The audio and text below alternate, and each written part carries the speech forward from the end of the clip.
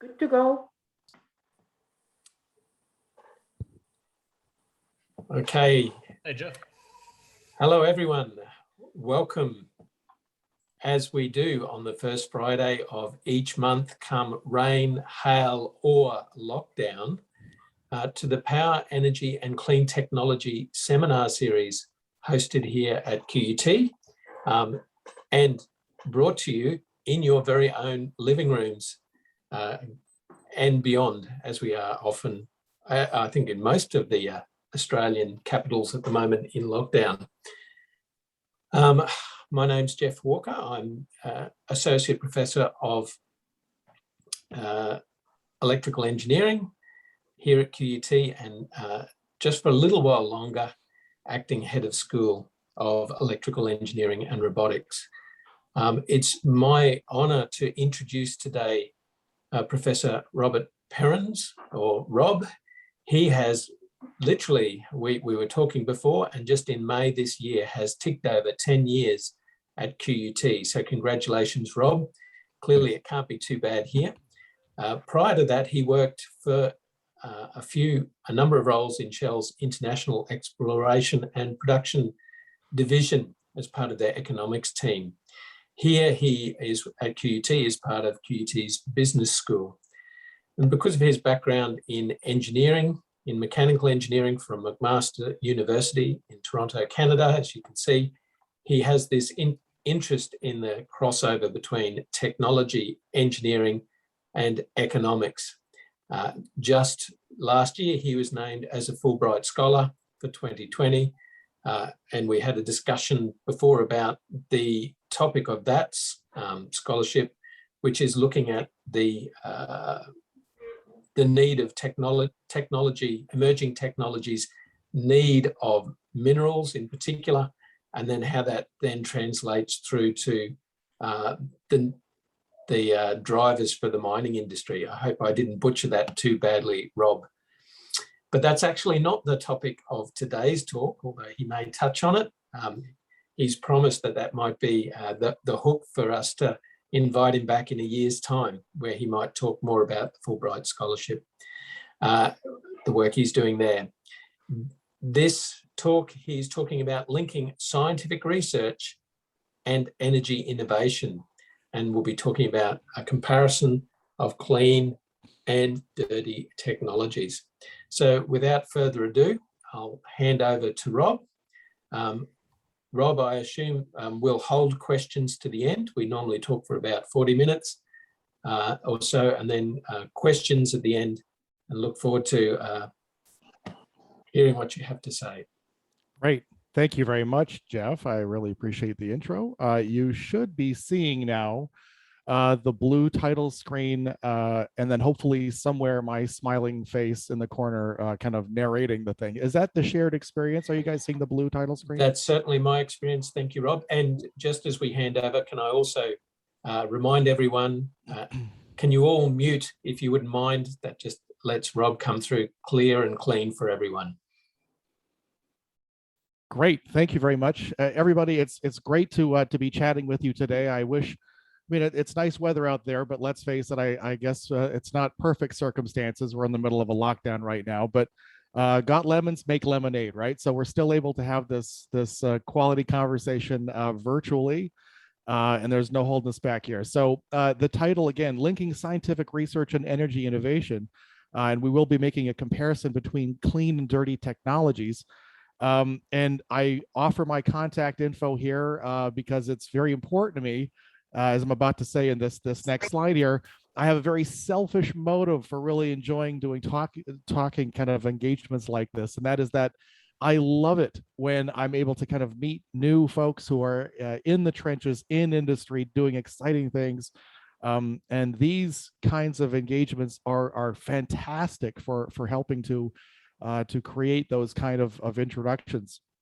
So it is my fervent hope that some of the things that I'm going to say here that I'll be talking about will resonate with some of you. And I hope that this is only the first link in what will go on to become a long chain of discussions with us. So please let this be kind of like this is my opening salvo, is I want you to know that I want to have that conversation with you.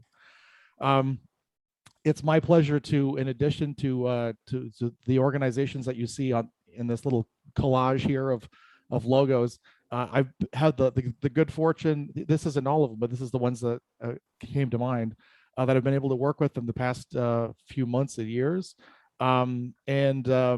always talking about the resource and energy sector. Most of my my research and my thinking and a lot of my teaching also kind of gravitates back to this nexus of resources and energy, and some of the high level questions and problems that are connected to those themes. And it's also been my pleasure for the last couple of years to have been a member of the United Nations expert group for resources and energy. So that's been a really very rich community for having these kinds of conversations. So a lot of the things that I'll be talking about here are exactly, conversations I have with the UN folks also. A quick overview of where I want to go with our limited time budget here is, first of all, I want to kind of talk about the big picture problem. What's the raison d'etre? Why are we having this conversation at all? And then I want to kind of couch the contribution that we're going to be making here within that larger discussion. I'm not usually a methodology nerd, but I think that the methodology behind this particular contribution is so interesting that I want to kind of peel back a little bit and show you the details about what's under the hood. Finally, we'll be wrapping things up with the findings and conclusions. And as Jeff alluded to, of course, we're going to finish off with a few minutes at the end for questions and answers. Everything that I'm about to say to you here has been published recently in the following academic paper. It is my absolute pleasure if any of you don't have a clear shot at getting, reaching out on the internet and grabbing this thing. If you would just, drop me an email and I'm very happy to flick you a copy. So if you want a chapter and verse on anything that I'm going to be telling you about here, please feel free to look it up there, or I can throw you that copy, like I said. So here's the beginning of our story here is kind of look back at the long arc of history. And I've got this red line here in 1992, kind of using that as a starting point for the narrative here. And my recollection of things is that it was about the mid to the late 80s when we first heard this term that kind of sucked the oxygen out of the room. And that was greenhouse gases, the greenhouse effect. It became kind of this kind of got adopted in our parlance, in our language. All of a sudden, this thinking about, wait a minute, maybe the things that we're doing in our economy and in our industries is negatively impacting ecology and the environment. Maybe our energy system is starting to have some kind of negative effect on the world around us. And that conspicuous red line in 1992, I drew that there because that was the year of the Earth Summit. And so most of the countries of the world, they congregated in Rio de Janeiro, the Rio Summit, and they had a lot of things to talk about at that time. But one of those topics was a little more, got a little more love than the others, and that was this growing awareness of climate change. And they kind of had a cathartic cry around the table. Like kind of said, okay, we have to do something. We realize that there's this problem. So they all, joined hands and sang Kumbaya, and they had this steely resolve that, okay, we're going to do better. We're going to put a stake in the ground. And let's be honest, there's not a lot these days that 170 something countries can agree on about anything. But for one beautiful moment in Rio de Janeiro in 1992, that's exactly what we achieved. Everyone said, okay, we will do better. We will start relentlessly working towards trying to change the energy system of the world so that this problem won't kick our butts the way that it otherwise would. And then if you were like me, you were blown away by the whole lot of nothing that happened in the ensuing decades. We kind of look at today's energy mix, it's the news is not completely good. So first of all, there is some good news. If we kind of look to the right-hand side, these figures, of course, are from BP's Statistical Review of World Energy as recently as last year. If we kind of look at, the contribution to the overall energy mix, we can see some important green shoots here that things are getting a little bit better. A steep rise in the rate of renewables. in the overall energy mix. So that is encouraging, and we should be happy about that. That's that orange line on the very bottom there. The bad news is that the orange line on the bottom, alas, is still on the bottom. That is to say that this thing that we're all hanging our hat on and our hopes on, and we're kind of saying, we need that number to get bigger. It's getting bigger, but it's still proportionally quite small. The heavy lifting for much of the world's overall energy needs is still happening overwhelmingly with fossil fuels. Much of it coal, but still oil and gas. And if oil and gas, so gas is the red wedge on the left-hand side, green is oil. And if you one of the curious things about this is that even though renewables have been growing proportionally overall, so that is to say that it's becoming an increasing large slice of the pie, but at the same time, the pie is increasing. And as a consequence of the increasing size of the pie, it's simultaneously true that renewables are growing in terms of the proportion. However, in absolute exajoules delivered to the market, oil and gas are still growing because of the growing size of the market overall. Now, if we could be completely honest with ourselves, that's what the environment cares about. The environment doesn't care about our encouraging trend on the right-hand side. The environment cares about how much oil and gas and coal is being burned in the name of creating energy. That's really what ecology responds to, not our promising trend on the right. So it's great that we have, we've started to make real progress on the renewables front, but we also have to be very sincere with ourselves and have a very honest, hard discussion about the fact that when you kind of look at the numbers, we've still got a tremendous amount of work to do. We are way behind schedule with that. We haven't had the green and clean energy technology revolution that we all promised ourselves we were going to have back in Rio back in 1992. We've fallen woefully short of that. Now, what I'm showing here are this is based on data from the oil and gas industry. So let me kind of just use that as a talking point, but rest assured that I'm not here to be a shrill just for oil and gas. I want this to be kind of reflective of what's happening in energy overall.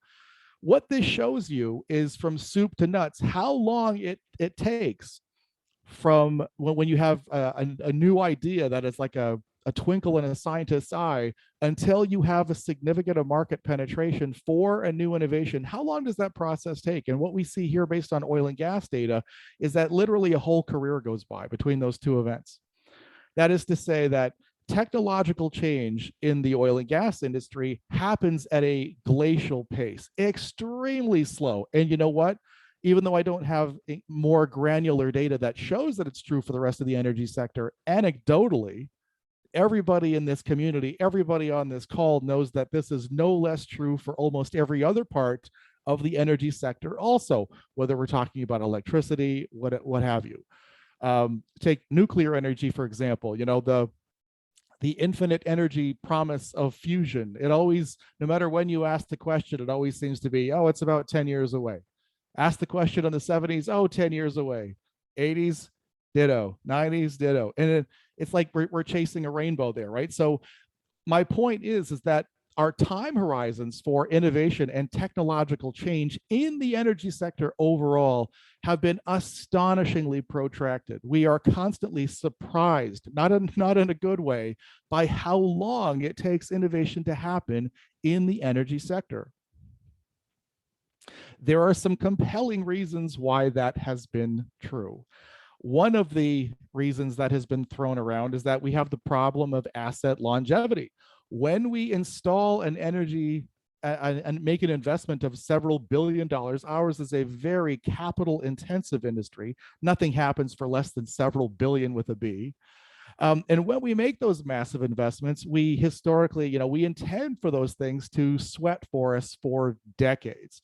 When we put an electrical grid in place, we want that thing to work for us for decades, right? And therefore, it gives us the asset refresh problem. Like if we kind of look at consumer products like the ubiquitous smartphone, I'm holding mine up, but I'm quite confident that it's not remarkable at all. It's almost certainly very similar to one that's in everybody's purse or pocket right now. And ditto for things like laptops and computers. Okay, we know that there is a fairly quick clip of a refresh rate where the software, the hardware, all of that stuff, we're going to throw all of this away in about 2 or 3 years. And that industry has this opportunity, therefore, to refresh the technological basics of that industry every 2 to 3 years. That's not how it works in industry. We don't refresh our assets every 2 to 3 years. We're usually expecting those things to sweat for us for minimum 20, probably more like 30, and frequently 40 and beyond. And that creates that problem for being able to change, having an opportunity to be able to kind of switch things around. Also contributing to this sluggish rate of change for innovation is the fact that, and these are quotes obviously stolen from other people, the energy sector is unusually large, diverse, and complex.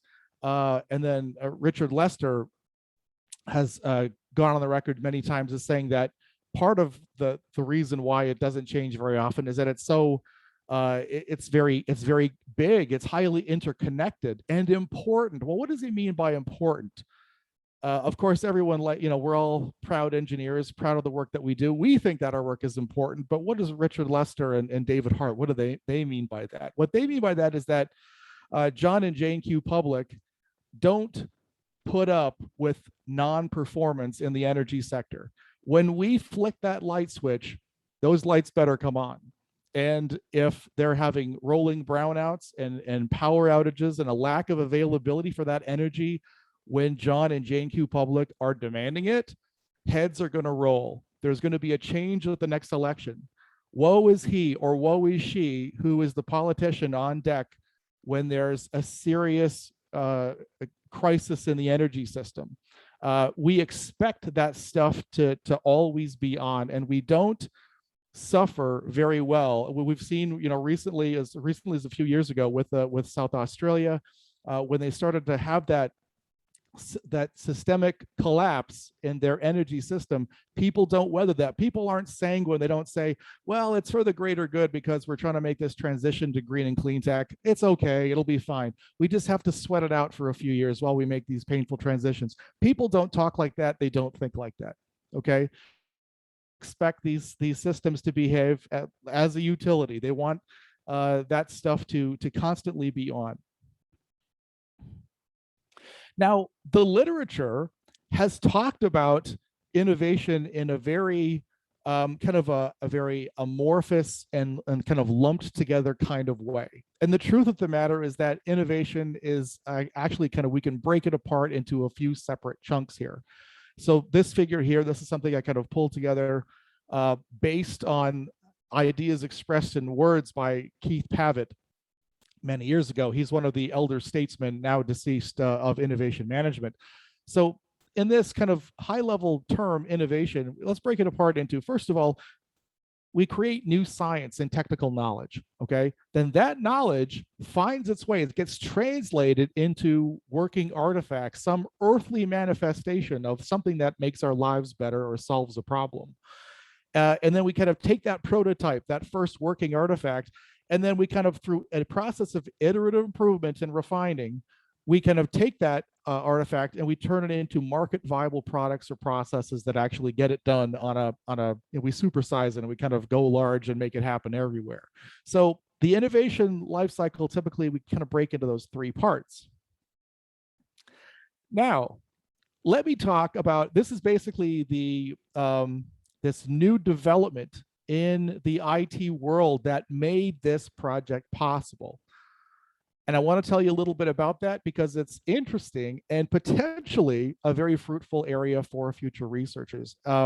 So there's this new tool. It's available online. It's called The Lens, www.lens.org.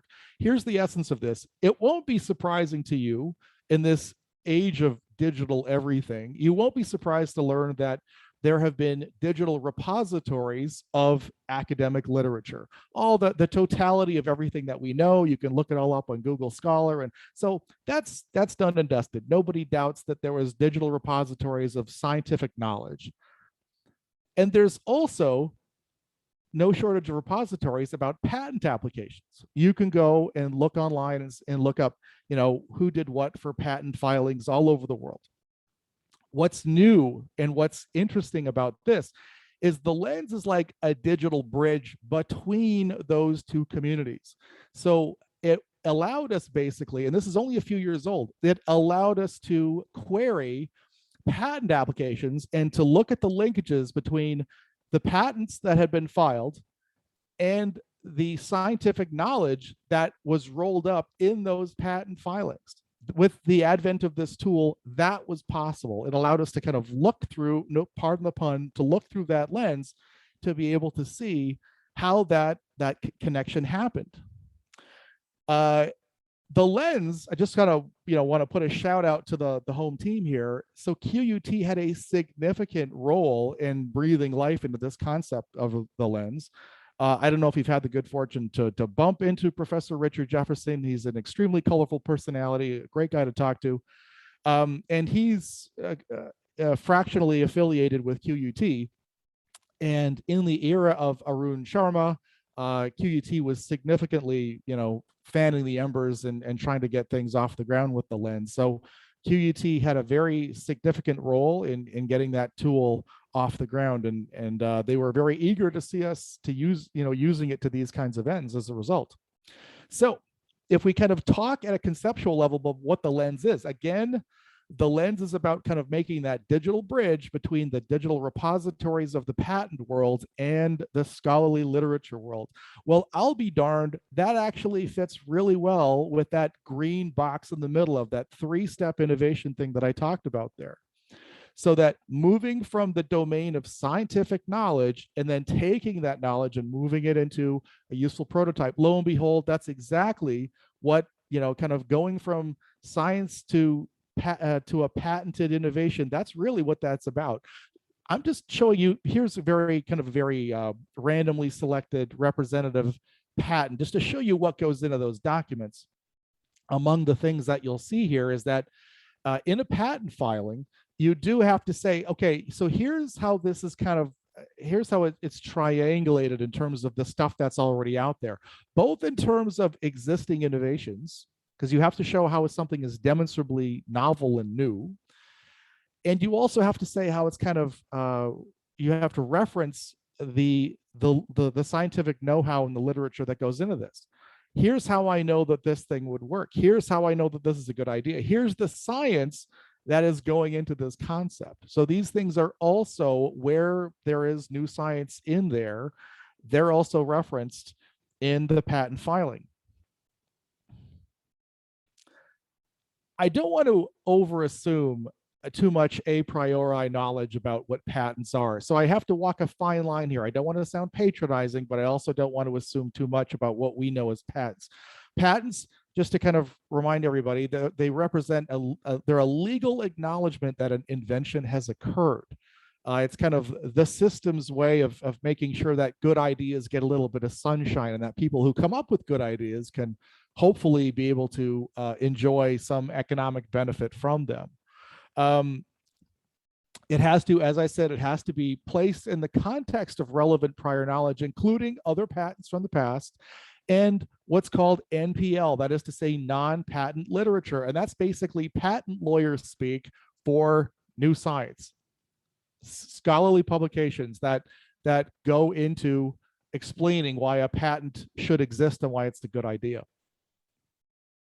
In our classifications that we used in this analysis, we kind of broke down the energy domain into two groups, clean and dirty. We didn't invent these categorizations. We basically just leveraged clean and dirty categorizations that were already there in the literature elsewhere.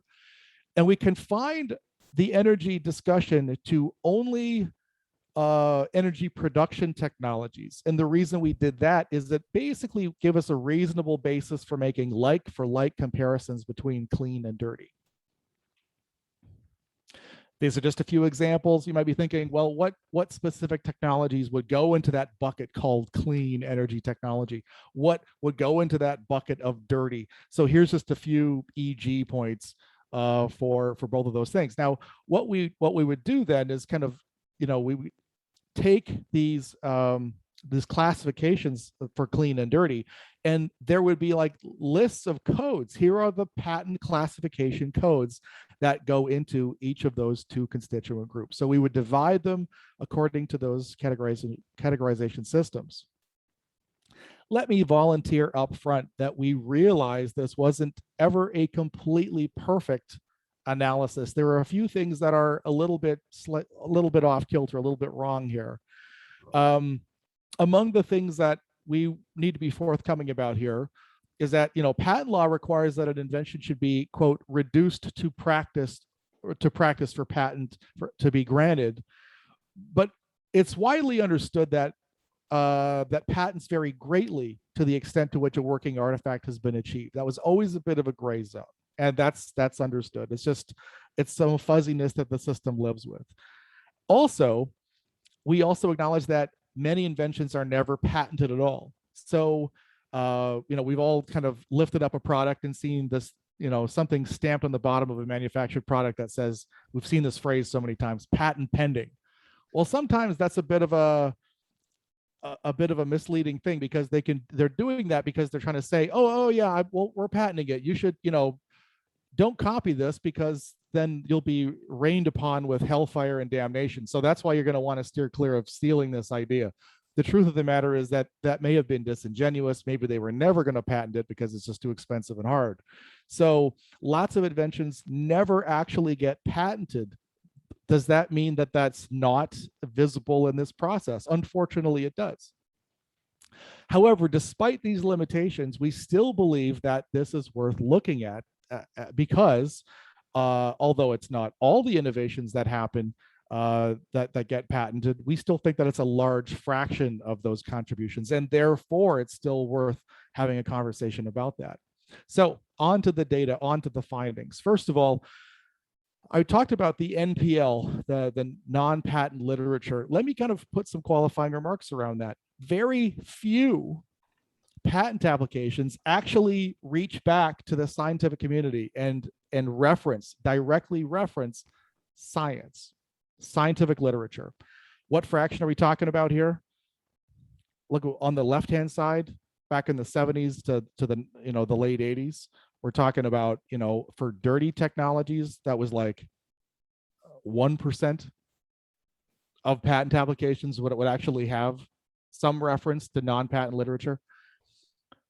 And then we see that, for the green tech, that was almost 4%.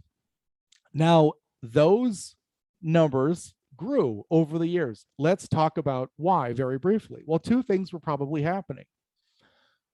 And so some of this can be ascribed to the fact that the searchability of these things got better. That is to say, Google and other innovations like it made it possible and easier for people who were doing patent applications to kind of say, okay, well, what's all the science that's in this area?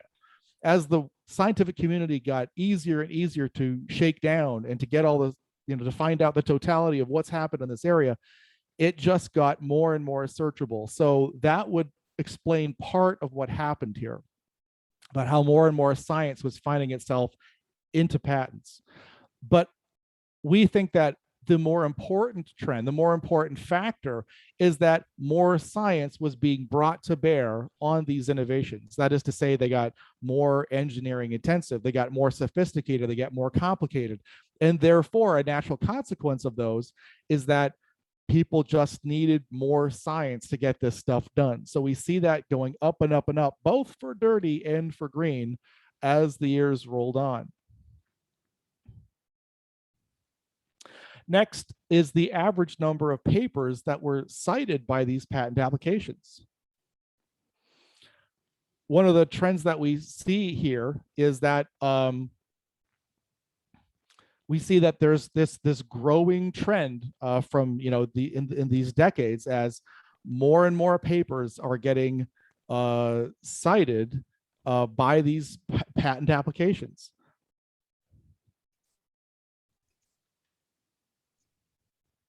Now, but this is also very important. One of the things that we can see when we're kind of looking at the patent applications and the papers is that there's a timestamp on both of these things. So we can measure the difference. How long did it take to go from when the science happened, that is, what is the date on the papers, and then what's the date on the patent application? That gives us valuable information about that gestation period for the science. How long did it take before it was usefully finding its way into patent applications? There's a few things that are kind of impressive here. First of all is these numbers are a little bit on the long side. We're seeing the trend here, over here on the left-hand side for both clean and dirty. It's above 4 years. By the way, the little, you see the error bars on the top here, basically that's the 95% confidence interval there. So we see that this number grows as the years roll on. So that lag between when science happens and when it's manifested in some actual real world application in a patent, that number grows as the years roll on, whether we're talking about clean or dirty. So I think we're more or less on track. The time we're at about almost where we want to be.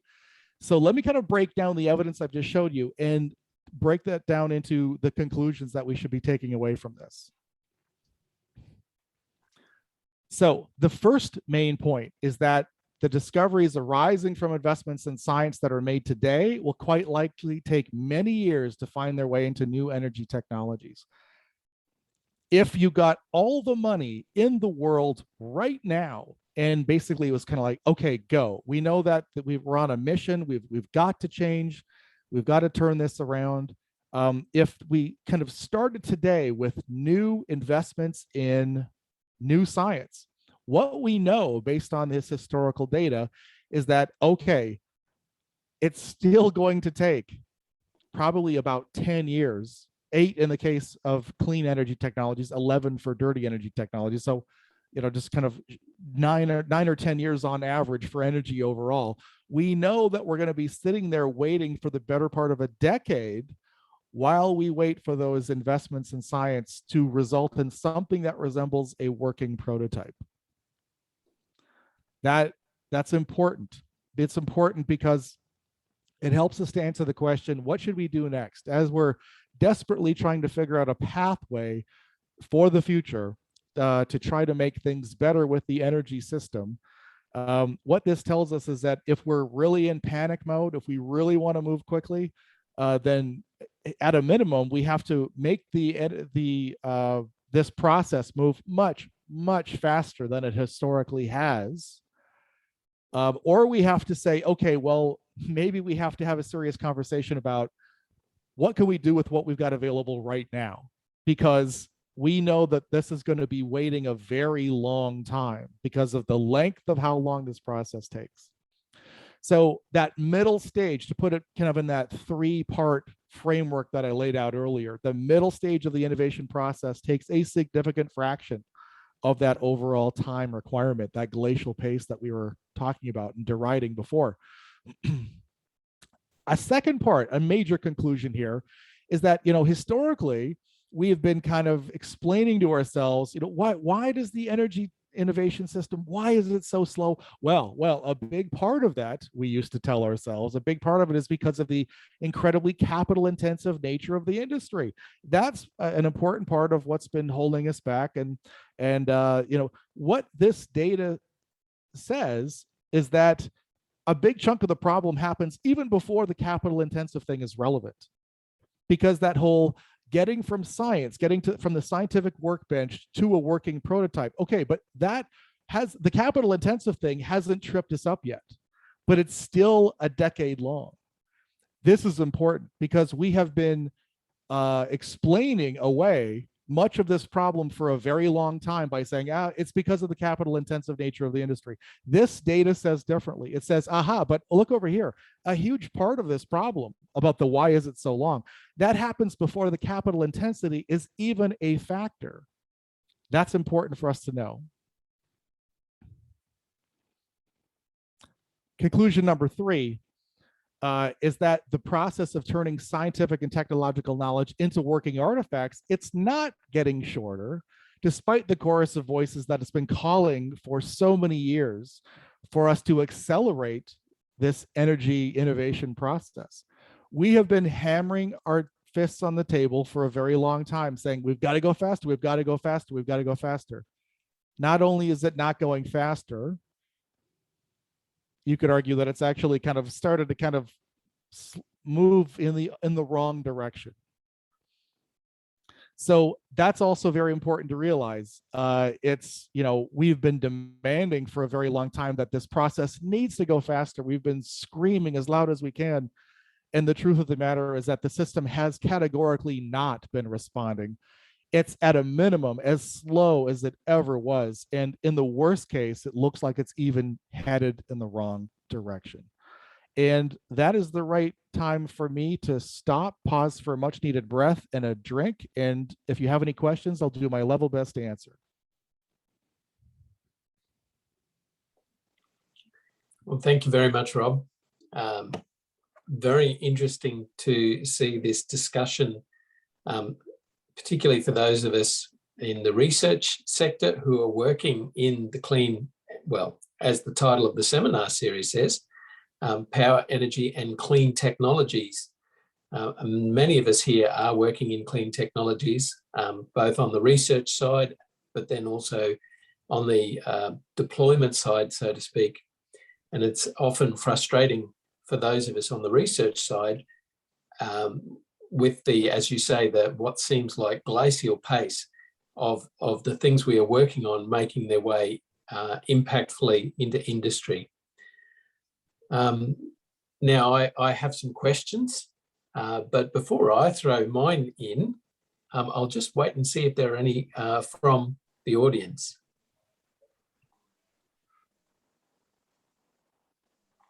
Do this, the chat or verbal? Yes, I can look at the chat. Nothing in the chat. No, it'll pop up and tell us when something's there. I don't see anything. That sounds like Tim. It is. Tim, would you like to just ask directly? Yeah, I mean, it's a very interesting discussion, and I hadn't really thought that through, and it has serious consequences for us. I'm just thinking about other technologies, and the one that springs to mind is jet aircraft. There was a very intense period of development of jet aircraft in around about the 50s, where things happened amazingly quickly. How does that, do you think that there will be, because of all of the discussion about clean energy and greenhouse gases and so on, do you think that we might get into that sort of phase where, because of the scrutiny, because of the sort of national interest type focus, that these delays, these sort of long lead times might be shortened? So we're all clearly rooting for that. We're hoping for it, but I haven't seen any evidence that that has materialized. Like I said in the opening remarks there, we've been aware of the problem. We may not have been quite as lathered up about the criticality of it. Only now, back in the 80s, we were prognosticating about, oh, gee, left unchecked, here's what this climate change thing might change. Here's how it might, change weather patterns. And I think that we're starting to see proof positive that that is happening now. But what we do know is that we're on at least, what is it? So we're at the 30-year mark or so since we had that steely resolve to, okay, we're going to have to do better.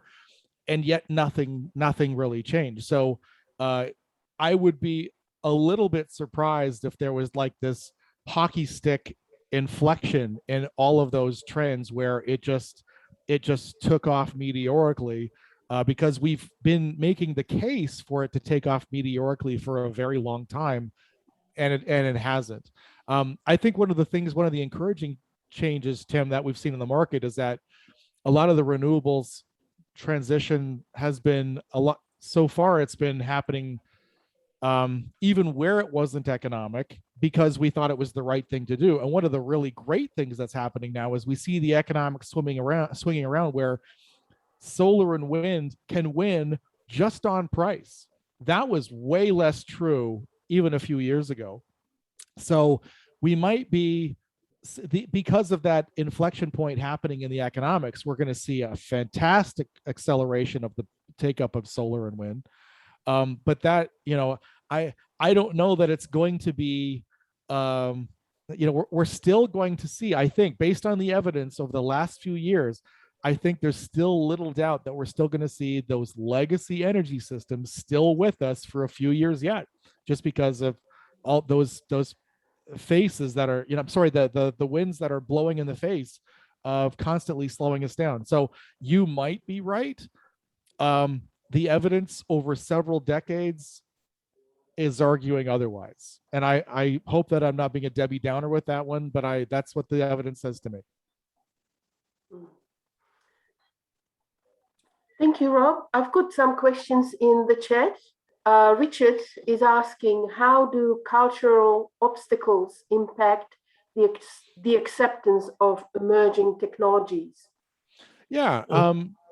So I've got, hi, Richard. Yeah. So I've, the whole culture, are you talking about culture of industries, or are you talking about national cultures? Just to make sure I understand which of those, or both. Yeah. Richard, can you clarify?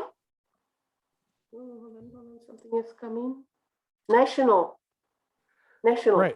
culture. Okay, so that's a really interesting question. I have less to say about that directly. I know that there's a researcher in Aberdeen, Scotland, who is approaching the energy innovation domain, looking at it through the prism of psychology, and are there psychological markers that will show that people are predisposed to be better at innovation in the energy domain than other people?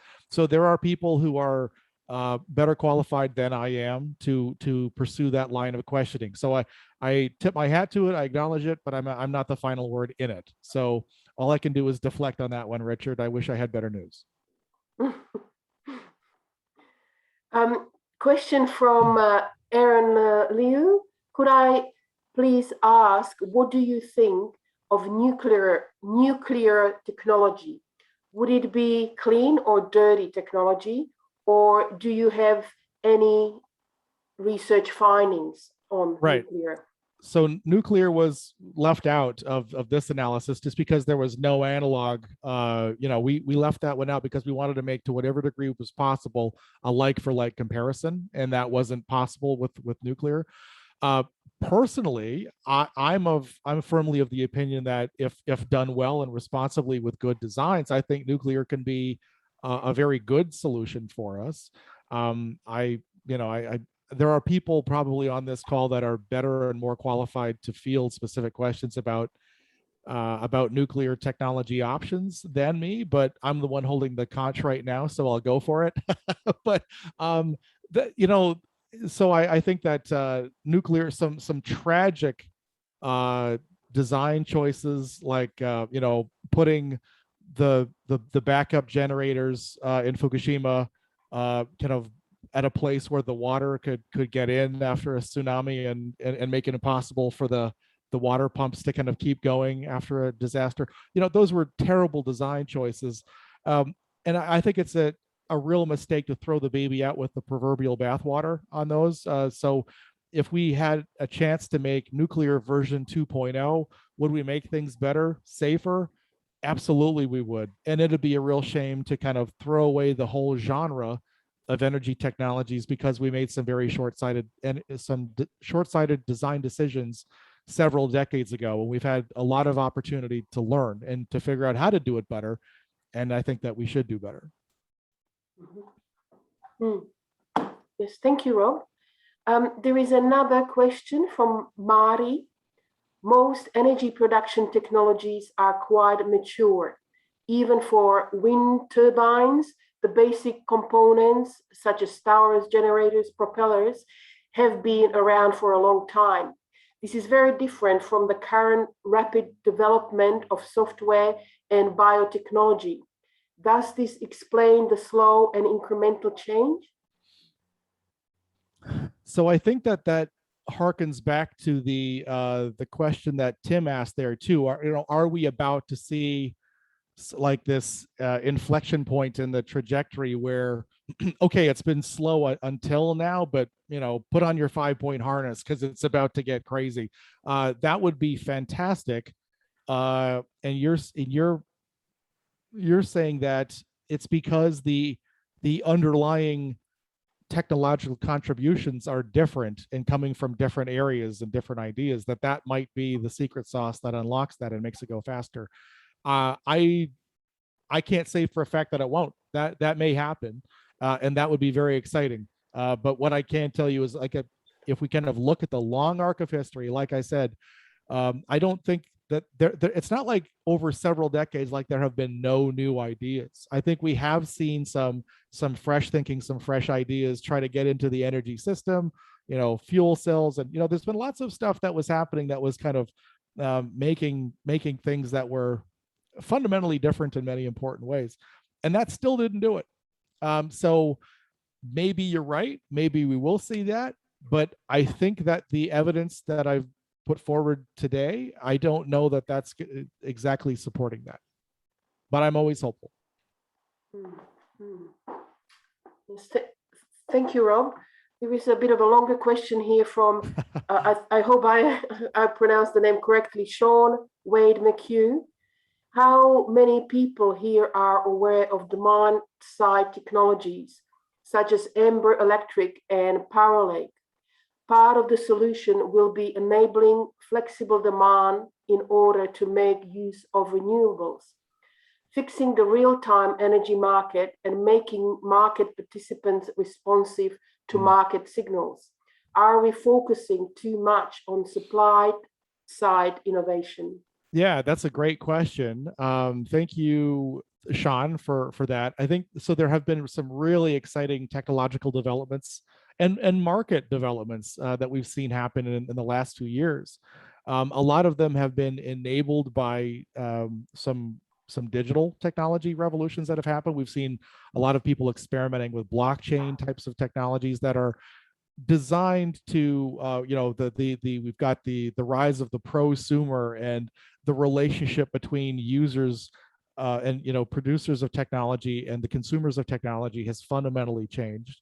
And these are enabled and facilitated in no small part by a lot of those digital innovations. So exactly how does this play out? I'm not sure, but what I can confirm that what Sean is saying here, that hive of activity and that incredibly high velocity of innovation, we are seeing a lot of bold experiments happening in fundamentally redefining how the energy markets work. What is that relationship between producer and consumer, and interesting, hybrid models where people are simultaneously producer and consumer, the rise of the prosumer.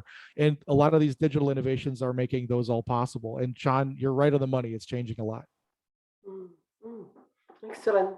Thank you, Rob. I think, Jeff, now it's your opportunity. All right. Well, thank you, Rob. I've got a couple of questions. Speaking as a researcher, part of what, and I'll come right back to what Tim said right at the outset, where he talked about a period where for one particular technology, he could see there was a period of intense development and rapid development of jet engines in particular, or aero engines, around the 50s. And I was just reflecting on the fact that, indeed, I'm not sure if it was sort of post-war that sort of, I think, perhaps drove that. Mm-hmm. And I was reflecting on the fact that often the thing that really drives innovation to market at a very rapid rate is when we move suddenly with huge urgency, whether it be because of war, during the war years, obviously, suddenly development is really sort of very rapid out of necessity, and is then funded almost directly by government. And you could say the same has happened even right in these last 2 years where we've experienced worldwide pandemic. Mhm. And suddenly it's amazing how we can develop overnight vaccines Right. in the space of months that in conventional times would have been, I would not that this is my area of expertise, but I'm sure would have got bogged down in research, in patents, stuck in labs before finally making their way to market in a conventional sense. But the urgency drives the timescales to suddenly be very short. And it was driven partly because of the direct intervention of government, and partly also because in some cases, for example, I understand AstraZeneca developed their, or has made available their vaccine profit-free initially, so at cost. All right, very long-winded way of saying 2 questions. I'm not certain that we have yet seen the urgency of our current situation in the way we may in war years or in pandemic times, where we might go from, oh, this is bad, to, oh, we may actually die. And then suddenly the urgency finally strikes us. I still don't think that climate change has struck the individual, or for that matter, our society, in a way where we are willing to put self-interest aside.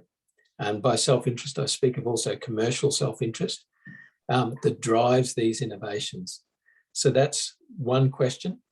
And the second is, how is it that we might get government, particularly in clean energy, to directly drive some of this research straight to market by their direct intervention, perhaps, or direct funding that might again speed from research labs direct to market?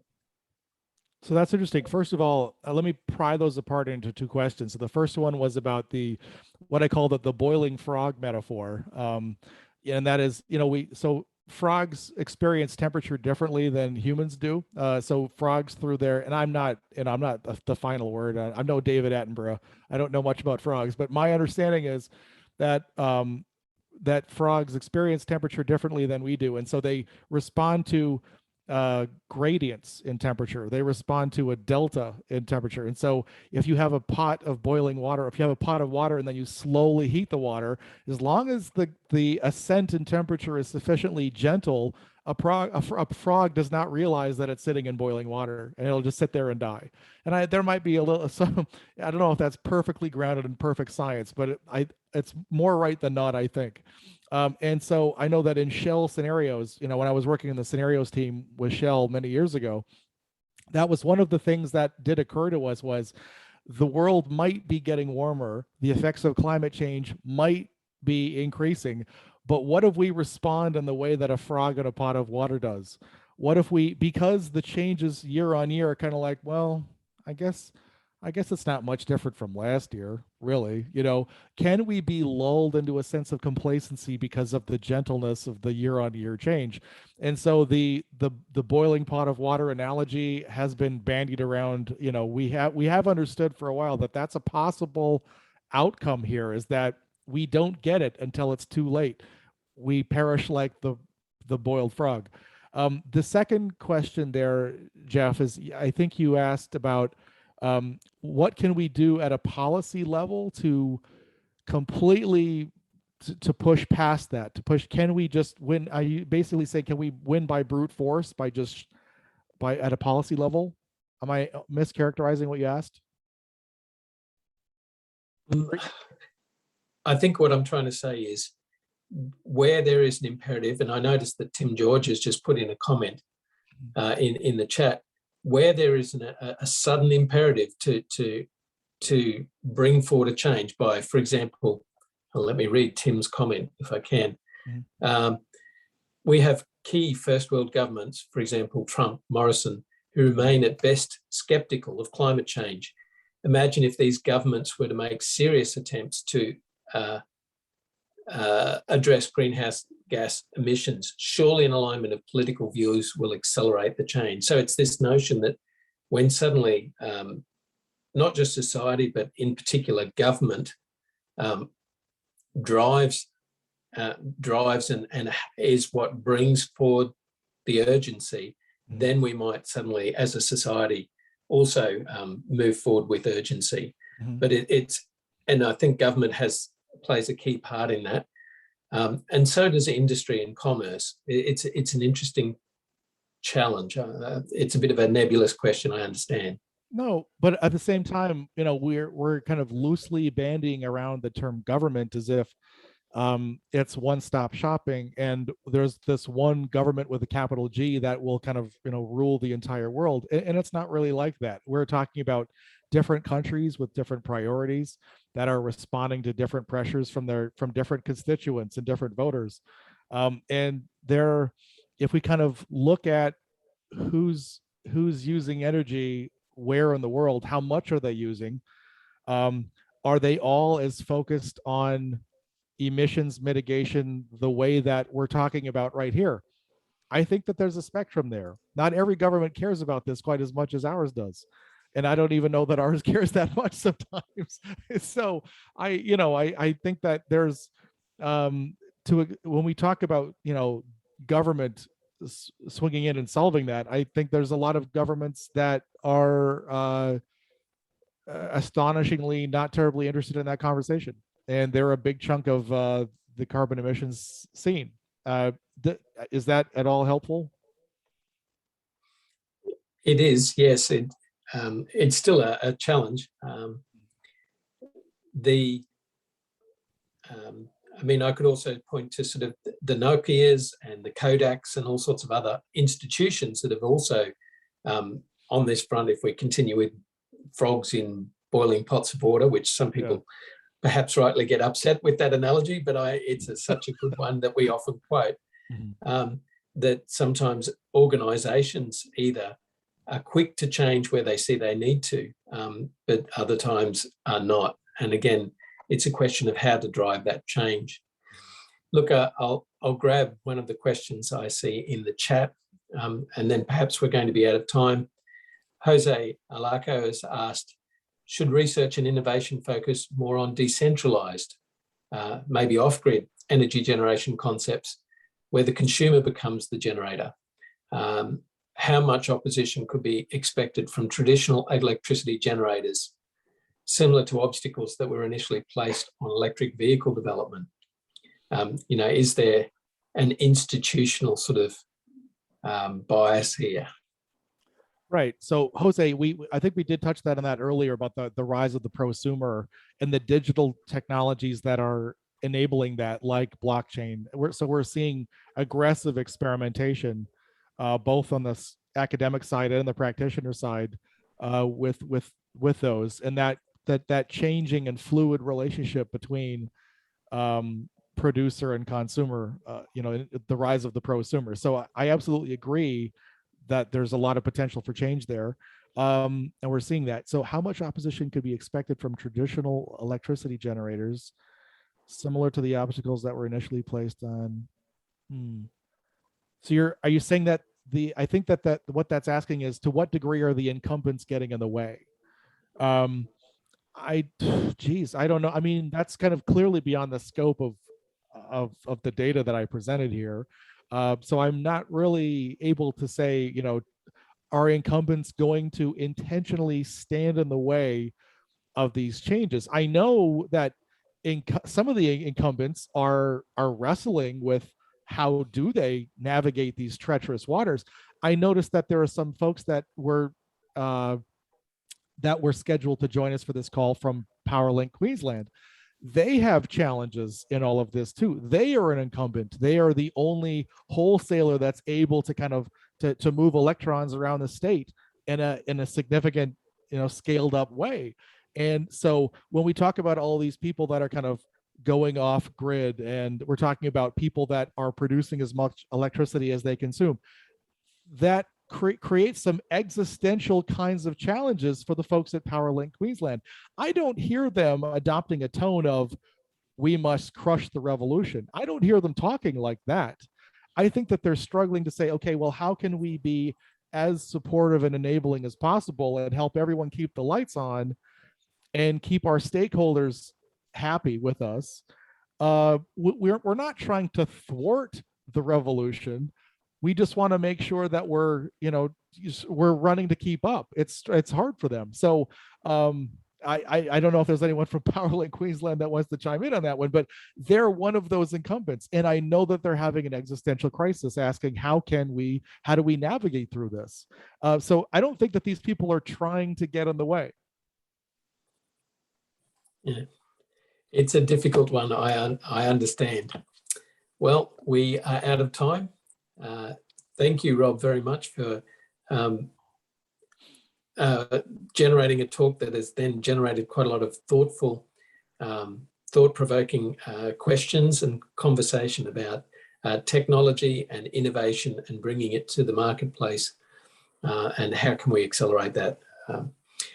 Wish you well with your continuing research, and look forward to having you back perhaps sometime in the next year or two to speak more about your Fulbright scholarship research. Thanks, many people chiming in the chat, thanking you there as well. So thanks again. Just before we go, I'd better quickly announce that we have our seminar for next, let me quickly find it, for the next PEC seminar, which is on Friday, the 3rd of September. Once again, the first Friday of the month at 12 noon. It will be Dr. Nima Koshyurat, who was one of the did his PhD and postdoc here at QUT. He is now over in Canada at Toronto and will be speaking to us about bifacial photovoltaics, status, opportunities, and challenge. So we're looking forward to having Nima speak to us next month. Come along and hear about that interesting technology and how it's progressing. Thank you, everyone. See you in a month's time. Thank you. Thank you.